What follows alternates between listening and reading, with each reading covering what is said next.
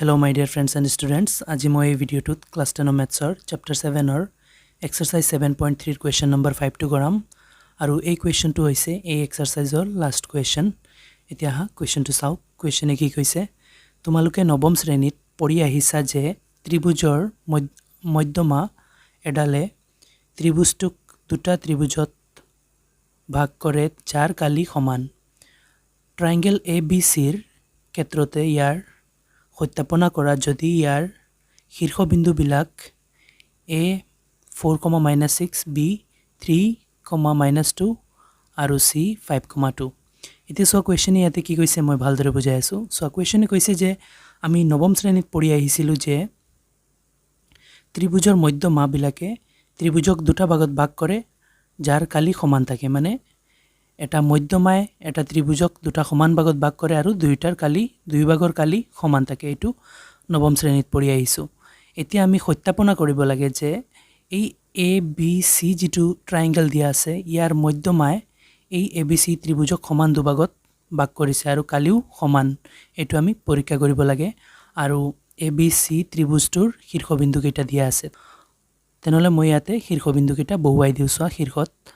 এটা হৈছে 4,-6 আনটো হৈছে B বিন্দুৰ স্থানাংক 3,-2 আৰু C বিন্দুৰ স্থানাংক 5,2। সো বিন্দু কেইটা মই শীৰ্ষত বহুৱাই দিছো। যেটোৰ স্থানাংক যেটো দিয়া আছে হিটো বহুৱাইছো। সো এত ইটো দিয়া আছে এত বহুৱাইছো, B টো বিত বহুৱাইছো, C টো Cত বহুৱাইছো, উল্টা পুল্টা কৰা নাই। এতিয়া আমি সোয়া পৰীক্ষা কৰিব লাগে এই A। সো ইয়াতে মই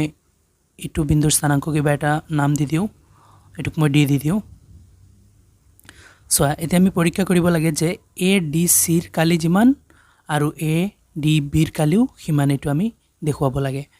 এতিয়া সোয়া এটো দেখুৱাবলৈ হলে এই বিন্দুটোৰ স্থানাংকটো লাগিব নহয়। তেনেহলে এটা ত্ৰিভুজ ADC ৰ এবাৰ কালি উলাম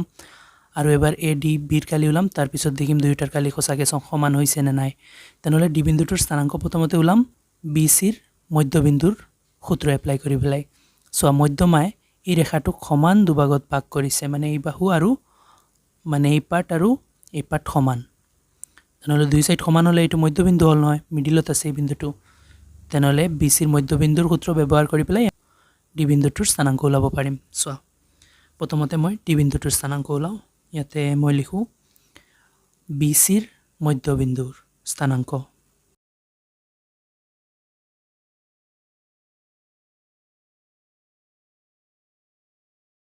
সো লিখি দিছো BC ৰ মধ্যবিন্দুৰ স্থানাংক। তেনেহলে মধ্যবিন্দুৰ স্থানাংক উলোৱাৰ সূত্ৰটো হৈছে x1 + x2 divided by 2, y1 + y2 divided by 2 এই সূত্ৰ। এতিয়া সোয়া মই B আৰু C ৰ মধ্যবিন্দু উলাম, গতিকে B আৰু C ৰ স্থানাংক কেইটা ইউজ কৰিম। এটাক মই x1 y1 ধৰিম, আনটোক x2 y2 ধৰিম। এতিয়া এই ভ্যালুখিনি ইয়াতে আনি বহুৱাম। সোয়া x1 মই 5ক ধৰিছো, তেনেহলে x1 ৰ ঠাইত 5 প্লাস x2 মই 3ক ধৰিছো 3 divided by 2, y1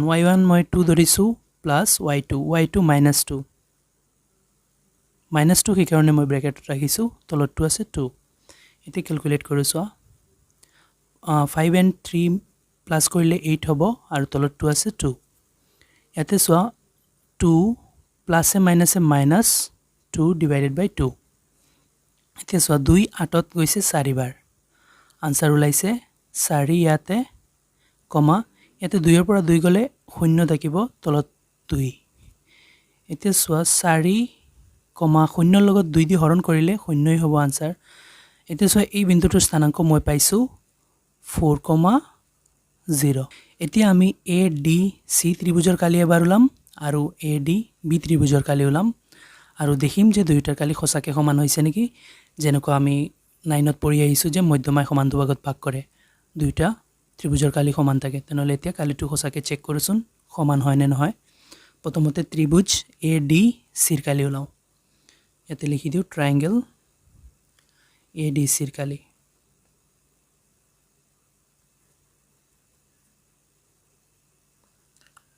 সো কালি ওলোৱাৰ কাৰণে এই এক্সাৰসাইজত যিমানটা কুৱেশ্যন কৰা হৈছে সকলোকেইটাত কালি ওলাব লগা হৈছে আৰু কালিৰ কাৰণে স্থানাংক জ্যামিতিৰ কালিৰ যিটো সূত্ৰ আছে এইটো ব্যৱহাৰ কৰা হৈছে আৰু সূত্ৰটো হৈছে half into x1 into y2 minus y3 তাৰপিছত plus x2 into y3 minus y1 plus x3 into y1 minus y2 এই সূত্ৰটো তোমালোকে মুখস্থ মনত ৰাখি ল'বা এতিয়া এই সূত্ৰত মই ভ্যালু কেইটা আনি বহুৱাম কৰ পৰা চোৱা আমি a d c ত্ৰিভুজৰ কালি ওলাই আছো গতিকে a d c বিন্দুৰ স্থানাংকৰ পৰা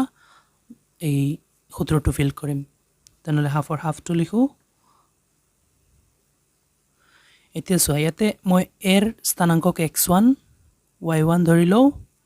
আৰু b ৰ d ৰ স্থানাংকক মই x2 y2 ধৰি লও আৰু c ৰ স্থানাংকক মই x3 y3 ধৰি লও তেতিয়া ad c ৰ ত্ৰিভুজৰ কালি ওলাব চোৱা x1 মই 4 ক ধৰিছো তেনেহলে 4 ইনটু y2 চোৱা কিমান y2 হৈছে 0 মাইনাছ y3 হৈছে ইয়াতে চোৱা 2 তাৰপিছত প্লাছ x2 কিমান চোৱা x2 হৈছে 4 ইনটু y3 কিমান 2 তাৰপিছত মাইনাছ আছে মাইনাছ y1 হৈছে মাইনাছৰ 6 সেইকাৰণে মই ব্ৰেকেটত ৰাখি আছো আৰু ইয়াতে মাইনাছ ব্ৰেকেট হৈছে গতিকে মই আগৰ ব্ৰেকেটটোক এনেকুৱা বনাই দিম তাৰপিছত প্লাছ x3 ইয়াতে 5 দিয়া আছে 5 তাৰপিছত y1 হৈছে মাইনাছৰ 6 তাৰপিছত মাইনাছ y2 হৈছে 0 সব ভ্যালু বহুৱা শেষ এতিয়া আমি ক্যালকুলেট কৰি দিলে ADC ত্ৰিভুজৰ কালিটো ওলাই আহিব এতিয়া চোৱা ক্যালকুলেট কৰি আছো হাফৰ হাফটো দি দিও প্ৰথমত 4 ৰ 4 ৰাখো ইয়াতে চোৱা প্লাস 0 আৰু মাইনাস 0 ৰ একো ভ্যালু তা নাথাকে গতিকে প্লাস অৰ 0 টো আমি মনে মনে বাদ দি দিম আৰু 0 বাদ দি প্লাই মাইনাস 2 থাকে তানলে মাইনাস 2 ক ৰাখিছো তাৰ পিছত প্লাস 4 আছে 4 ৰাখো ব্ৰেকেট ক্যালকুলেট কৰি চোৱা 2 ৰ 2 টো ৰাখো ইফালে মাইনাস মাইনাস প্লাস হৈ যাব 6 আছে 6 তাৰ পিছত প্লাস অৰ 5 আছে 5 এই ব্ৰেকেটটো ক্যালকুলেট কৰি চোৱা মাইনাস 0 ৰ কোনো ভ্যালু নাই অকল মাইনাস 6 মই লিখি দিম 0 থাকিলে প্লাস বা মাইনাস হৈ থাকিলে আমি 0 ক নি লিখো এতে ক্যালকুলেট কৰো আকো চোৱা হাফ অর হাফ এটু সব প্লাসে মাইনাসে মাইনাস হৈ যাব 4 2 জাৰ 8 হৈ যাব তাৰ পিছত প্লাস অৰ 4 ৰাখো ব্ৰেকেট টু ক্যালকুলেট কৰিম সেই কাৰণে 4 টো ৰাখি দিছো আৰু ইফালে সব ব্ৰেকেটত 2 + 6 8 হৈ যাব তাৰ পিছত ইয়াতে প্লাসে মাইনাসে মাইনাস 5 6 জাৰ 30 আকো ক্যালকুলেট কৰিম চোৱা হাফ অৰ হাফ -8 ৰাখো এটু ক্যালকুলেট কৰিলো আগত -8 এটু প্লাস প্লাস প্লাস হৈ যাব 4 8 গুণ 32 হৈ যাব আৰু মাইনাসৰ 30 আছে ৰাখো এতিয়া একেলগত ক্যালকুলেট কৰিম সো হাফ অৰ হাফ আৰু ইফালে সো মাইনাসৰ 8 আৰু মাইনাসৰ 30 মিলি প্লাই মাইনাসৰ 38 হৈ গল আৰু প্লাসৰ 32 আছে লিখি দিছো এতিয়া হাফ অৰ হাফ টু ৰাখো আৰু ইফালে সো মাইনাসৰ 38 আৰু প্লাসৰ 32 তনলে আনসাৰ হ'ব মাইনাসৰ কাৰণ মাইনাসৰ সংখ্যা ডাঙৰ 38 ৰ পৰা 32 গলে থাকিব 6 এটা 2 6ত কেবাৰ যাব 3 বাৰ থাকিল কি এটু প্লাসে মাইনাসে মাইনাস থাকিল আৰু 1 * 3 3 থাকিল 3 একক স্কয়াৰ ওলাইছে সো প্লাস সেন্টিমিটাৰ মিটাৰ তো নাই সেই কাৰণে একক ধৰিছো আৰু কালি স্কয়াৰত আহে গতিকে স্কয়ার লিখি দিছো এতিয়া সো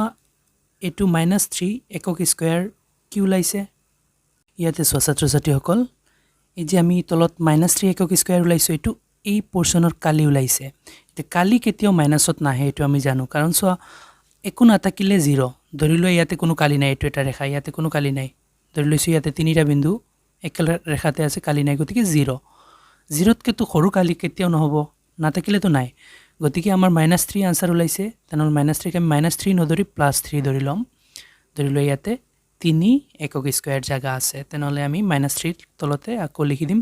যে 3 একক স্কয়ার কারণ কালিটো মাইনাসত নাহে এই কারণে এতিয়া নেক্সটত সোয়া a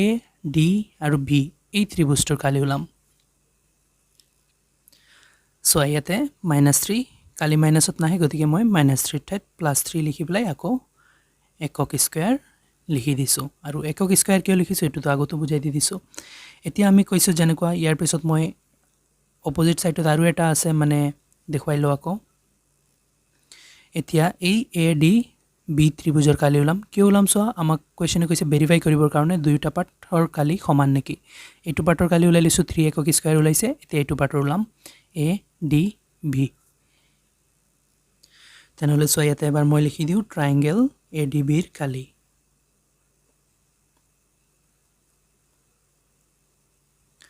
সো কালিৰ কাৰণে এই পাৰ্টৰ জেনেকুৱা কালি উলাওতে যেটো সূত্ৰ এপ্লাই কৰিছো সেম সূত্ৰ মানে এই টোটাল চ্যাপ্টাৰত যিমানটা কালি উলাব লাগিছে সেম সূত্ৰৰে আমি কৰি আছো half into x1 into y2 minus y3 plus x2 into y3 minus y1 plus x3 into y1 minus y2 এই সূত্ৰটো মুখস্থ ৰাখি লবা এতিয়া সোয়া এই সূত্ৰটো ফিল কৰিবলৈ হলে a d আৰু b এই তিনিটা বিন্দুৰ স্থানাঙ্ক লাগিব আৰু স্থানাঙ্ক কেইটা আছে কত ত্ৰিভুজত মই চিত্ৰত দেখুৱাইছো তেনহলে মই এই কাখতে লিখিলো এবাৰ তেতিয়ালে ইয়াৰ পৰা চাই লিখিম তোমালোকে বুজুতে সুবিধা হ'ব এৰ স্থানাঙ্ক তোমালোকে চিত্ৰত চাই লোৱা বা কোৱেশ্চনতো আছে চাই লোৱা 4, -6 বিৰ স্থানাঙ্ক চাই লোৱা তোমালোকে বিৰ স্থানাঙ্ক আছে 3, -2 সিৰ স্থানাঙ্ক চাই লোৱা সি নহয় d a d b লাগে নহয় তেনহলে a আৰু b লিখিছো a আৰু b লিখিছো এতিয়া d লাগে d স্থানাঙ্ক চাই লোৱা তোমালোকে দিয়া আছে আমি উলাইছিলো এটো 4, 0 এটো এতিয়া এই স্থানাঙ্ক কেইটাৰ পৰা মই ভ্যালু কেইটা আনিয়াতে বহাম তেনহলে সো এটাক মই x1 y1 ধৰু এটাক x2 y2 ধৰু এটাক x3 y3 ধৰু সো সূত্ৰ ফিল কৰি দিম এই ভ্যালু কেইটাৰ পৰা x1 সো x1 মই 4 ক ধৰিছো তেতিয়া x1 ৰ ঠাইত 4 into y2 y2 হৈছে -2 -2 তাৰ পিছত সূত্ৰৰ মাইনাস y3 y3 হৈছে কিমান 0 তাৰ পিছত প্লাস x2 x2 কিমান x2 হৈছে 3 তাৰ পিছত y3 y3 হৈছে 0 তাৰ পিছত সূত্ৰৰ মাইনাস y1 y1 হৈছে -6 -6 সেই কাৰণে মই ব্ৰেকেটত ৰাখি আছো আৰু ইয়াতে ব্ৰেকেট থাকিলে আগৰ ব্ৰেকেটটো এনেকুৱা হ'ব তাৰ পিছত প্লাস x3 x3 হৈছে 4 into y1 y1 হৈছে -6 তাৰ পিছত সূত্ৰৰ মাইনাস y2 y2 হৈছে -2 সেই কাৰণে মই ব্ৰেকেটত ৰাখি আছো আৰু ইয়াতে ব্ৰেকেট থাকিলে আগৰ ব্ৰেকেট এনেকুৱা হ'ব তাৰ পিছত ব্ৰেকেট ক্লোজ এতিয়া ক্যালকুলেট কৰিছো হাফৰ হাফ 4 সো -2 আৰু -0 তেনহলে -0 তো কোনো ভ্যালু নাই সেই কাৰণে অকল -2 টো বহাই যাম তাৰ পিছত প্লাস 3 সো আইফালে 0 তো কোনো ভ্যালু নাই মাইনাসে মাইনাসে টু প্লাস হৈ যাব আৰু 6 আছে যেতিয়া 6 থাকিব ব্ৰেকেটত 0 নাই প্লাস 4 ৰ 4 ৰাখো ব্ৰেকেট সলভ কৰো সোৱা মাইনাসৰ 6 আছে 6 দিও ইফালে মাইনাস মাইনাস প্লাস হৈ গল লগত 2 আছে 2 ব্ৰেকেট ক্লোজ হাফৰ হাফ লিখো ইফালে ক্যালকুলেট কৰো সব প্লাসে মাইনাসে মাইনাস 4 2 জাৰ 8 হৈ গল তাৰ পিছত প্লাস 3 6 গুণ 18 তাৰ পিছত প্লাসৰ 4 ৰাখো আৰু ব্ৰেকেট টু সলভ কৰি লও সো ইয়াতে 4 টু ৰাখি দিও মাইনাসৰ 6 প্লাসৰ 2 আনসাৰ হ'ব মাইনাসৰ 6 ৰ পৰা 2 গলে মাইনাসৰ 4 হ'ব হাফৰ হাফ মাইনাসৰ 8 টু ৰাখো প্লাসৰ 18 ৰাখো এটো সলভ কৰিবৰ কাৰণে এটো লাইন লিখিছো এটো প্লাসে মাইনাসে মাইনাস 4 4 গুণ 16 হৈ গল হাফৰ হাফ সো মাইনাসৰ সংখ্যা এক লগ কৰি দিও 8 আৰু 16 হ'ব 24 মাইনাসৰ 24 আৰু প্লাসৰ 18 হাফৰ হাফটো লিখোঁ আৰু ইফালে চ মাইনাছৰ সংখ্যাটো ডাঙৰ আনসাৰ মাইনাছৰ হ'ব 24 পৰা 18 বাদ দিলে কিমান থাকিব 6 এতিয়া 2 দি 6ক কাটি দিলে 3 বাৰ গৈছে বাকি যি যি আছে লিখি লওঁ প্লাসে মাইনাসে মাইনাস আৰু 1 * 3 3 এতিয়া এটো কি ওলাইছে এটা কালি ওলাইছে আৰু কালি কেতিয়াও মাইনাসত হ'ব নোৱাৰে মই আগতে বুজাই দি দিছো গতিকে এটো -3 ওলাইছে গতিকে ইয়াকে মই -3 নিলিখি +3 দি দিম তেনেহ'লে ইয়াকে মই +3 লিখি আছো আৰু কালি গতিকে একক স্কয়াৰ হৈ যাব সেন্টিমিটাৰ মিটাৰ নাই কি কাৰণে একক লিখিছো আৰু কালি স্কয়াৰত আহে গতিকে স্কয়াৰ দি দিছো এতিয়া চোৱা আমি ভেৰিফাই কৰিব লাগিছিল যে দুয়োটা ত্ৰিভুজৰ কালি সমান তেনেহ'লে সঁচাকৈ সমান ওলাইছে এটোৰো 3 একক স্কয়াৰ হৈছে এটোৰো 3 একক স্কয়াৰ হৈছে মই চিত্ৰত দেখুৱাই আছো চোৱা ইয়াতে প্ৰথমতে আমি এটোৰ কালি ওলাইছো 3 একক স্কয়াৰ ওলাইছে ইতিমধ্যে মই এ ডি বিৰ কালি ওলাই আইছো এটোৰো 3 একক স্কয়াৰ ওলাইছে মানে দুয়োটা পাৰ্ট সমান হৈছে মানে মধ্যমায়ে এ বি সি ত্ৰিভুজক সমান দুটা ভাগত ভাগ কৰিছে আৰু দুয়োটাৰ কালিও সমান হৈছে আৰু এটো আমাক সত্যাপনা কৰিবলৈ কৈছিল তেনেহ'লে সত্যাপনাটো ঠিক হৈছে তেনেহ'লে ইফালে এবাৰ চোৱা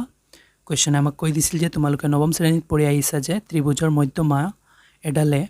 ত্ৰিভুজটোক দুটা ত্ৰিভুজত ভাগ কৰে যাৰ কালি সমান আৰু এটো সত্যাপনা কৰিব লাগিছিল সত্যাপনা কৰি দিছো সঁচাকে ত্ৰিভুজ এটাক মধ্যমায়ে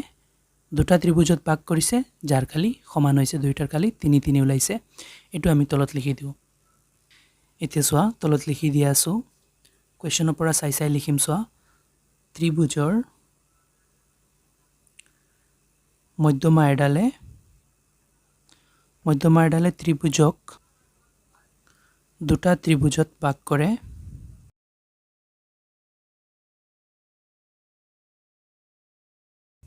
যাৰ কালি কি হয়